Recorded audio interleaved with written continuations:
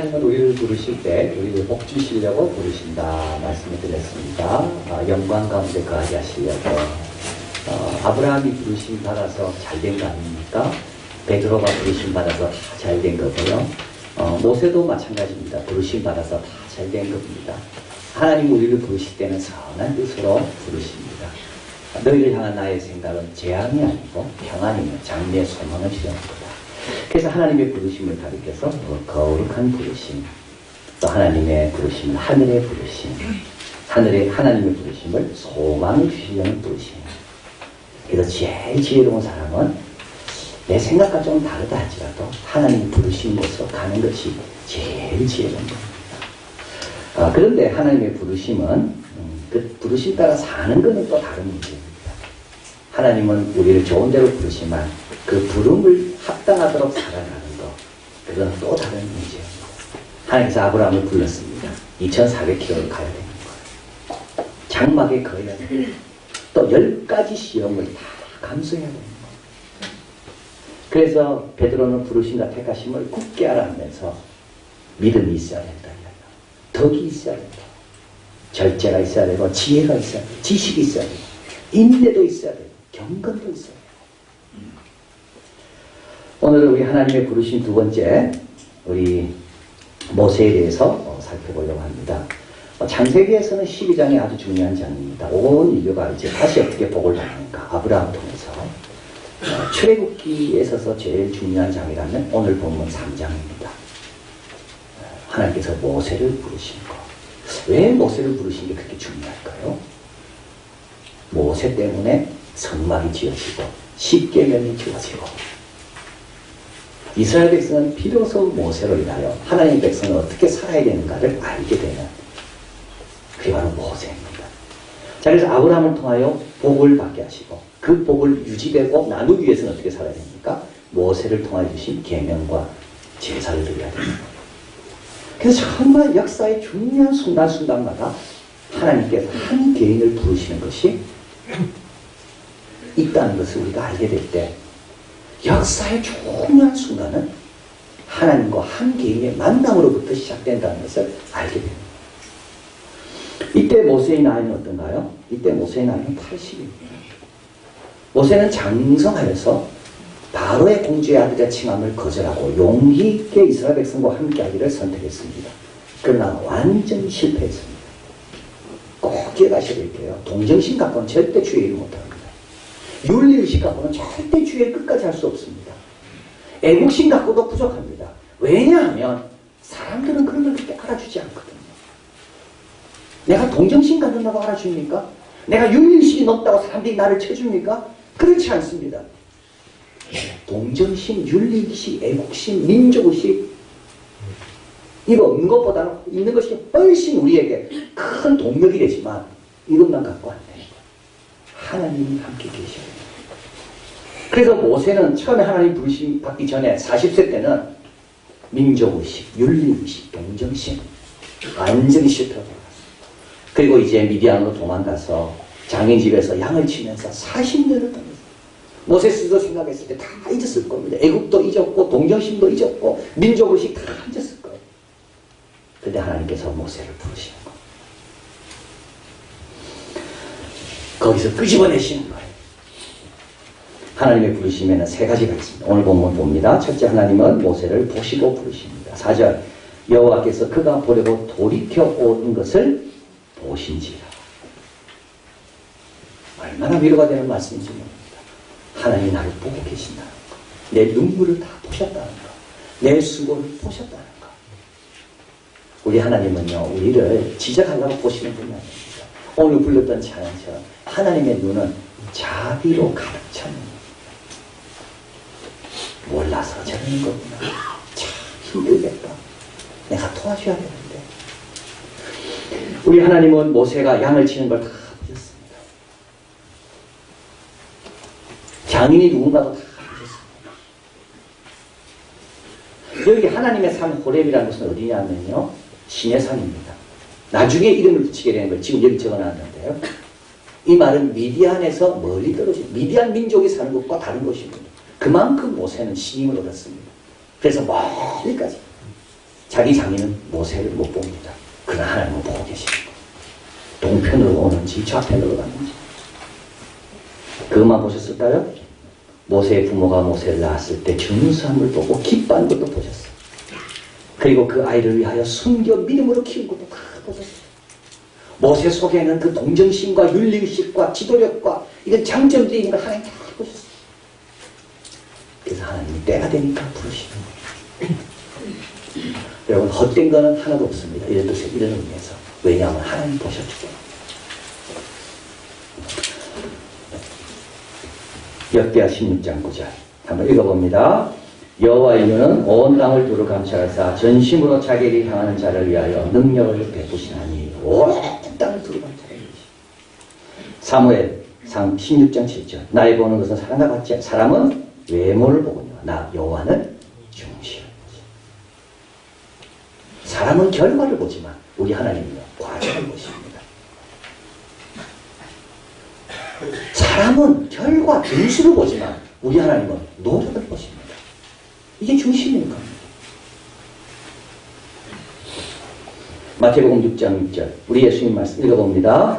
너는 기도할 때 내 골방에 들어가 문을 닫고 은밀한 중에 계신 내 아버지께 기도하라. 은밀한 중에 보시는 내 아버지께서 갚으시리라. 우리 하나님은 보실 뿐만 아니라 때가 되면 다 갚아주십니다. 너무 조급하지 마시고 답답하지 마십시오. 하나님 보셨으면 된 겁니다. 다 갚아주십니다. 내게 갚든지 내 후손에게서 갚든지 아무 걱정하지 마세요. 이사야 40장 27절 야곱아 내가 어찌하여 말하며 이스라엘아 내가 어찌하여 이르기를 내 사정은 여호와께 숨겨졌으며 원통한 것은 내 하나님께서 수리에게서 수리하심을 받지 못한다 하느냐. 여러분 이렇게 말하는 걸 이제 그만둬야 됩니다. 이걸 알면서도 계속 이래서는 안 됩니다. 이제 이런 질문들은 할 필요가 없습니다. 그건 하나님께 맡기고 우리는요 요셉처럼 보디발의 집에 종살이 하라면 종살이 하는 거고 감옥에 가라면 감옥에 가는 거고 그냥 있는 자리에서 열심히 감당하는 거예요. 하나님 보고 계십니다. 두 번째로 하나님은 모세를 부를 때 큰 계획 가운데 부릅니다. 우리 하나님은 아브라함을 부를 때 천하 민족이 너로 복받을 것이라고 말씀하는 불렀습니다. 아브라함은 이때 비웃지 않았습니다. 믿었습니다. 아니 나로 인하여 천하 민족이 무슨 복을 받습니까? 하나님이 그렇게 말할 수 있거든요. 하나님은 아브라함을 부를 때 큰 계획 갖고 부르셨어요. 그래서 아브라함은 죽을 때 믿음으로 죽었다고 했습니다. 하나님의 계획은 언젠가 이루실 줄 믿고 눈에는 안 보이지만 다 맡기고 죽은 거예요. 모세를 부르실 때도 마찬가지입니다. 조상들에게 약속하신 것을 이룰 계획을 갖고 부르셨습니다. 6절 또 이르시되 나는 내 조상의 하나님 아브라함의 하나님 이삭의 하나님 야곱의 하나님. 하나님은 이들에게 하신 약속이 있습니다. 약속의 땅으로 내가 다시 데려올 것이다. 이 땅은 내 후손에게 줄 것이다. 그 약속을 이루기 위하여 모세를 부르신 겁니다. 하나님의 이 약속은요 모세보다 큰 것입니다. 이게 사명감입니다. 사명감이 뭐냐면요 사명감이라는 것은 그 일은 나보다 크다고 느낄 때 그게 사명감입니다. 그래서 내 자신을 드릴 수 있는 게 그게 사명감이 충만한 사람이에요. 하나님이 계획하신 것은 내보다 큽니다. 하나님이 계획하신 것은 모세보다 훨씬 큰 것입니다. 아브라함과 이삭과 야곱에게 약속하신 것을 이루기 위하여 모세를 택하신 거예요. 모세의 개인의 일생보다 엄청나게 큰 일을 위하여 모세를 부르신 거예요. 우리도 마찬가지일 겁니다. 나는 이삭 혼자 키우는 것밖에 없지만 그 이삭을 통하여 그 후손을 통하여 큰 일을 계획하신 하나님의 계획 가운데 우리에게 주신 선물이에요. 또 한 가지는 하나님은 십계명과 성막을 주실 계획을 갖고 있습니다. 십계명은 뭡니까? 십계명의 두 번째 돌파는 모든 인류가 지키고 있는 자연법의 근간이 되는 겁니다. 도둑질하지 말라, 거짓 증거하지 말라, 탐내지 말라, 내 부모를 공경하라. 이거는 모세를 통하여 주신 겁니다. 그리고 모세를 통하여 성막이 세워지고 희생제사가 주어지고 십계명과 성막은 하나님과 동행하기 위해서 우리에게 필요한 딱 두 가지입니다. 하나님과 동행하기 위해서는 하나님 뜻을 알아야 되는데 그게 십계명. 하나님과 동행하다 넘어지면 다시 회복돼야 되는데 그게 성막제사. 그래서 아브라함을 통하여 복의 근원, 복이 되라. 모세를 통하여 복의 자녀들은 어떻게 살아야 되는가? 누굴 통해 준다고요? 모세를 통해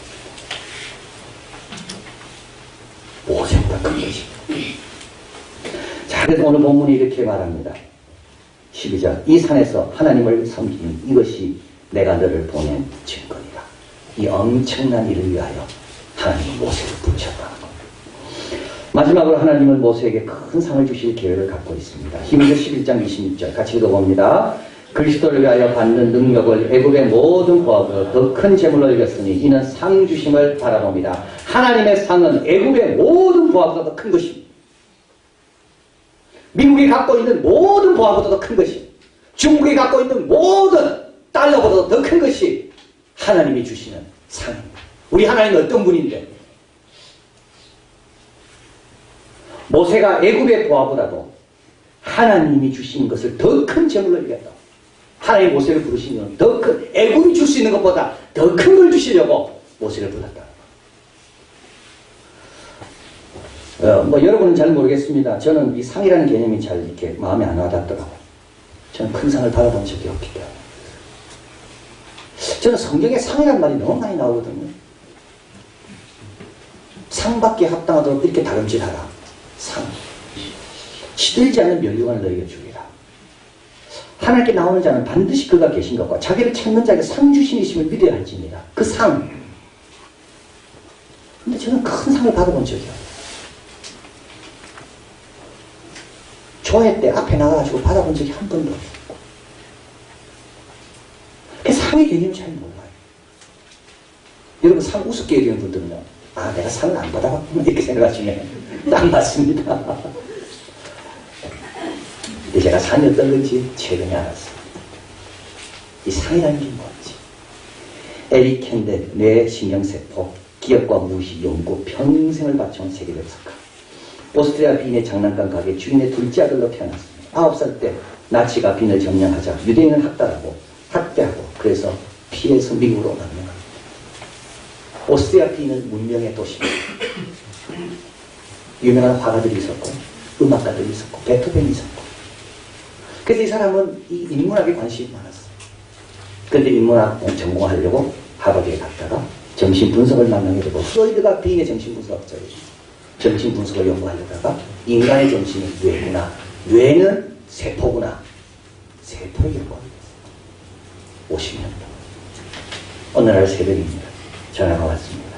스톡홀름에서 당신이 노벨 생리의학상에 수상하게 되었다. 이때 첫 번째 떠오른 생각이 그런 말입니다. 나같이 자격 없는 자에게, 나보다 더 훌륭한 학자들 많이 있는데 왜 나에게 이런 기회가 주어졌을까?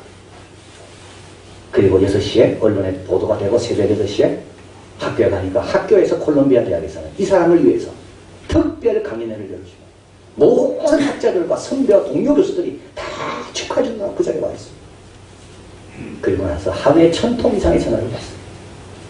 그리고 이제 수상하러 스칸디나비아 에어를 타고 스톡홀름으로 공항에 딱 갔는데 체크인하려고 갔는데 보니까 자기를 위하여 특별하게 레드카펫이 쫙 깔려있는, 그리고 스톡홀름에 도착했습니다. 리무진이 나와 있고 기사가 대기하고 있고 외교부 직원이 처음부터 끝까지 수행하기 위해 다 대기하고 있습니다. 이 특별한 날을 축하하기 위해서 손자, 손녀, 친구, 선배, 교수 다 불렀어요. 만찬을 먹었습니다. 그리고 이제 수상하는 그 전날 토요일날, 이번 유대인 회당에서, 스톡홀름에 있는 유대인 회당에서 유대인 수상자들을 위한 특별한 모임을 만들어서 그 자리에 앉았습니다. 랍비가 축복을 합니다. 그리고 간단하게 강연을 합니다. 그리고 그 다음날 수상하는 날 2000명의 스웨덴의 유명한 학자들과 귀족들이 쫙 있는 데서 메달을 수여합니다. 근데 진짜 감동적인 것은 그게 아니라 몇 년 지난 다음에 이 오스트리아 빈에서 이분을 초청합니다. 빈에 갔습니다. 9살 때 떠났던 자기 고향.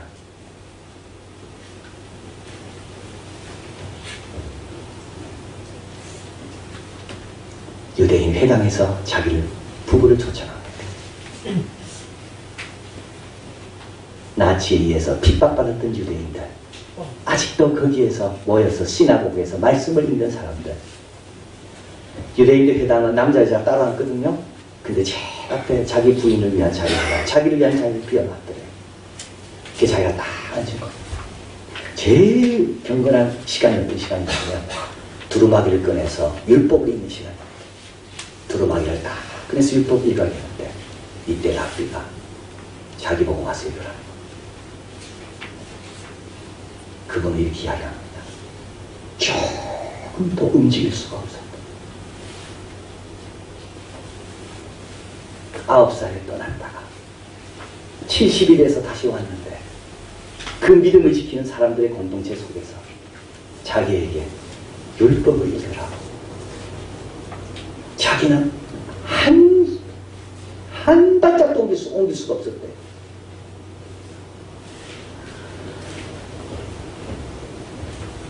여러분, 하나님 주신 상이 어떤 상일까요? 에서처럼 되면 안 됩니다. 팥죽 한 그릇에 장작권을 판 에서처럼 조금 불편하다고, 조금 귀찮다고, 조금 힘들다고 에서가 배고프다고 팥죽 한 그릇에 장작권을 팔았다. 조금 기다리면 알게 됩니다. 하나님은 모세를 왜 불렀습니까? 애국의 모든 보아보다 더 큰 상.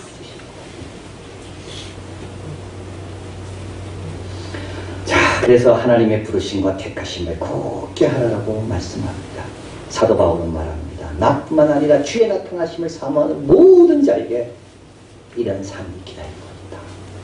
모세의 부모처럼 난 아이를 믿음으로 키우는 자에게도 상이 있고, 히브리 산파처럼 죽이라 했지만 여호와를 경외함으로 그걸 어기고 살려낸 히브리 산파들에게도 그런 상이 있고, 모세에게도 상이 있고.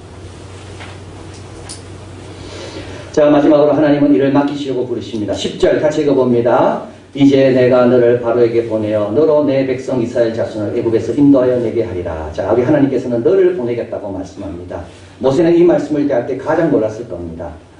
왜냐하면 자기는 바로에게 갈 만큼 그런 실력이 있는 자가 아니거든요. 만약에 하나님께서 40년 전에 이 말을 하셨다면 아마 모세는 당당하게 갔을 겁니다.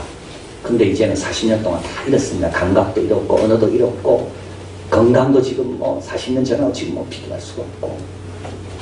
모세가 하나님께 구합니다. 내가 누구간데 바로에게 가며 이스라엘 자손을 애굽에서 인도하여 내리까. 맞는 말이죠. 모세가 누구간데 바로에게 갑니까? 근데 모세가 착각하는 게 있습니다. 자기가 한다고 착각하는 거예요. 우리 주님 말씀합니다. 12절 같이 읽어봅니다. 하나님이 가르사대 내가 정녕 너와 함께 있으리라. 진짜 중요한 것은 내가 누군가가 중요한 게 아니라 나와 함께 계시는 그분이 누군가가 중요한 겁니다. 나와 함께 계시는 그분이. 하나님은 누구죠? 이때 하나님은 14절 같이 읽어봅니다. 하나님이 모세에게 이르시되 나는 스스로 있는 자니라. 또 이르시되 너는 이스라엘 자손에게 이같이 이르기를 스스로 있는 자가 나를 너희에게 보내셨다 하라. 하나님은 스스로 가시 덤불을 태우는데 연료가 필요 없으신 분. 이 스스로 있는 자란 말은 연할 필요가 없는 분. 의존되어 있지 않기 때문에. 스스로 채울 수 있는 분. 스스로 있는 자. 유일한 분, 스스로 있는 자. 그럼 이 스스로 있는 자와 어떻게 동행합니까? 하나님께서 그 방법을 가르쳐 주십니다. 15절 같이 읽어봅니다. 하나님이 또 모세에게 이르시되 너는 이스라엘 자손에게 이같이 이르기를 나를 너에게 보내니는 너희 조상의 하나님 곧 아브라함의 하나님 이삭의 하나님 야곱의 하나님 여호와라 하라. 이는 나의 영원한 이름이요 대대로 기억할 나의 표본이라. 표란 말은 큰 소리로 고지되고 선포하라는 말입니다. 뭐를요? 내 이름을. 내 이름이 뭔데요? 하나님의 이름은 여호와. 왜 이름이 중요합니까? 독생자를 영접하는 자, 곧 그 이름을 믿는 자에게는 이름이 왜 중요할까요? 이름은 구별하는 기능이 있습니다. 속으로 하나님 생각하고 바알 부르면 안 됩니다. 속으로 하나님 생각했다면 하나님만 이름을 불러야 됩니다. 이름은 구분하는 기능이 있습니다. 이 이름은요, 속하게 하는 기능이 있습니다. 이한교회 교회, 나는 이한교회 속했다는 거예요. 또 이름은 친밀함의 뜻이 있습니다. 이름을 부른다는 말은 뭡니까? 가깝다는 거예요. 하나님과 함께하는 방법은 내 이름은 여호와라. 나의 영원한 이름이요 대대로 기억할 나의 이름이라. 이름을 부르는 자마다 구원을 얻으리라. 이름을 주신 것. 믿음이 생기는 두 가지 조건이 있습니다. F.B. 마이어는 말합니다. 믿음이 있으려면 두 가지 조건만 갖추면 됩니다. 첫째 하나는 내가 하나님의 큰 계획 속에 있다. 이 고난도 이 일도 하나님의 큰 계획 속에 있는 거예요. 하나님의 큰 계획 속에 내가 있다는 것을 붙잡을 때 믿음이 생깁니다. 또 한 가지는 하나님의 약속을 양식으로 삼아야 믿음이 생깁니다. 하나님이 우리 부르실 때는 큰 계획 갖고 부르셨습니다. 히브리 3파는 그거 모르고 그냥 믿음대로 했어요. 모세의 부모도 이런 큰 뜻이 있는 줄 모르고 그냥 바로의 명령 무서워하지 않고 믿음으로 키웠어요. 알고 보니까요, 큰 계획 속에 우리 모두가 이렇게 우리를 부르신 이유는 우리는 모르지만 하나님의 큰 계획 속입니다. 부족해도 그분 의지하고 그분의 이름 자꾸 부르고 그러면 하나님께서 약속하신 대로 부를 때마다 인정하시고 채우셔서 하나님의 영광스러운 내 쓰임받고 상을 누리게 되는 우리가 될 줄 믿습니다. 기도하겠습니다.